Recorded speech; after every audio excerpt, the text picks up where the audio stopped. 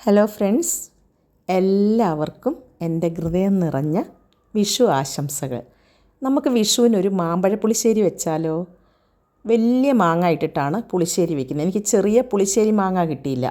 ഇതെൻ്റെ അടുത്ത വീട്ടിലെ ചേച്ചി തന്നതാണ്. അപ്പോൾ എല്ലാ മാങ്ങയും പഴുത്തു. അപ്പോൾ അതിൽ നിന്ന് ഒരു 4 എടുത്തിട്ട് ഞാൻ മാമ്പഴ പുളിശ്ശേരി വെക്കാമെന്ന് വിചാരിച്ചു.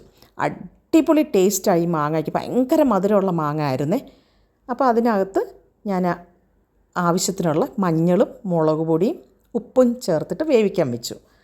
അപ്പോൾ കുറച്ച് വെന്തിട്ടുണ്ട്. കുറച്ചുകൂടെ വെള്ളം ഇതിനകത്ത് പറ്റാനുണ്ട്. എന്നിട്ട് നമുക്ക് അരപ്പുണ്ടാക്കണം. തേങ്ങായും ചെറിയ ഉള്ളിയും ഒരു പിഞ്ച് ജീരകവും അതിൻ്റെ കൂടെ ഞാൻ ഒരു 2-3 ടേബിൾ സ്പൂൺ കട്ട തൈരും കൂടെ ചേർത്തിട്ട് അതിനകത്താണ് അരച്ചത്. ലാസ്റ്റ് തൈര് ഒഴിക്കുന്നതിന് പകരം ഞാനിങ്ങനെ തേങ്ങയ്ക്കകത്ത് തൈര് അരച്ചൊഴിക്കും. അപ്പോൾ പിരിയത്തില്ല. എന്നിട്ട് നമ്മൾ ഈ മാങ്ങ വെന്തില്ലേ അതിനകത്തോട്ട് ഈ അരപ്പൊഴിക്കണം. അതിന് ശേഷം കടുക് പൊട്ടിക്കണം.